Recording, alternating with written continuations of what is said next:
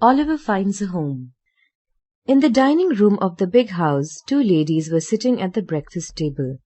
Mr. Giles, now neatly dressed in a black suit, was waiting upon them. One of the ladies was old. The other was a lovely young girl of 17. Brittles has been gone a long time, the old lady said to Giles. Giles pulled out his watch. 1 hour and 13 minutes, ma'am.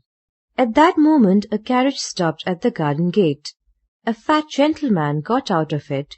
He hurried into the room. I've never heard of such a thing, he exclaimed in excitement.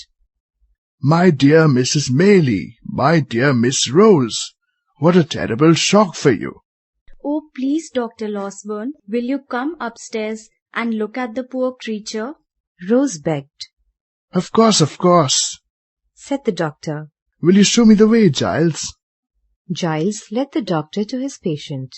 The doctor remained in the patient's room for a long time. A large flat box was fetched out of his carriage. The bell in the bedroom was rung again and again. The servants went hurrying up and down the stairs. At last the doctor came to the dining room to speak to the ladies. This is an extraordinary thing, Mrs. Maylie, he said. He is not in danger, I hope, the old lady said. No, he'll be well again in a week or two, the doctor informed them. Then he asked them, Have you seen this thief? No. Hasn't Giles told you anything about him? No. Would you like to see him if I come with you? Yes, I'd like to. And I'd like Rose to come as well, if she will. The doctor took the ladies upstairs to Giles's room. He pointed towards the bed. There lies the wicked thief, he said. The two ladies looked. To their astonishment, they saw a child there, fast asleep. A mere child. His face was white. His wounded arm lay across his chest. The ladies crept softly to his bed. Miss Rose bent over him. With a gentle hand, she brushed his hair from his forehead. The boy moved and smiled in his sleep as if he felt her kindness. What can this mean? Mrs. Maylie asked.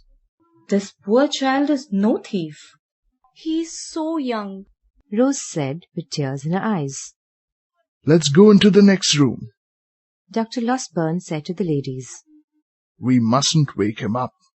In the next room, Miss Rose continued. Think how young he is.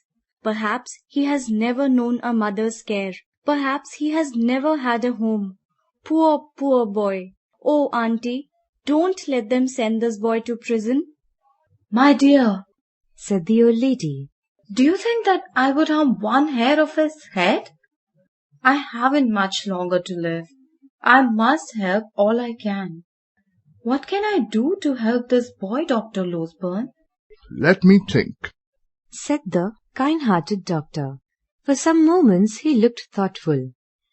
Then he asked, Can we trust the servants to say nothing about the boy? Yes, Mrs. Maylie told him. They'll do as I tell them. Good, said the doctor. But, first of all, let us hear what the boy has to say when he wakes up. If we find him innocent, we will help him. But if we find that he is guilty, then we must hand him over to the police. Do you agree? The two ladies readily agreed, for they were sure that Oliver was innocent. Oliver slept on for many hours. In the evening, when he woke up, he was very weak. But he was anxious to tell his story. The ladies wept as they heard of his miserable life. The doctor tried hard to hide his tears. They did their best to comfort the boy. Oliver slept that night with a smile on his lips. He had found a home. When the police came to ask questions, Mr. Giles and Brittles were ready with their story. Oliver had accidentally wounded himself while playing with a gun. He had nothing to do with the robbery. The housebreakers were two evil-looking men. The servants, with the help of Dr. Losberne, told their story well. The police believed them, and Oliver was left in peace. Oliver found love and kindness. Indeed, Mrs. Maylie and Rose loved the boy. So did Dr. Losberne. At the beginning of spring, the Maylies took Oliver to their house in the country. There, the fruit trees were in blossom. The garden and the fields were full of flowers. And how the birds sang! Oliver had never known such peace and such happiness. Every morning, Oliver went to an old gentleman who taught him to read and to write. He went for walks with Rose and Mrs. Maylie. In the evening, they sat together and talked, or Rose read aloud to them. Often Rose played the piano and sang. Old Mrs. Maylie loved to listen to this. So did Oliver.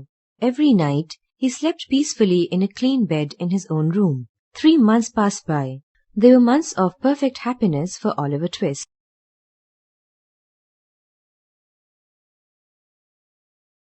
Subscribe now and press the bell icon. Never miss an update.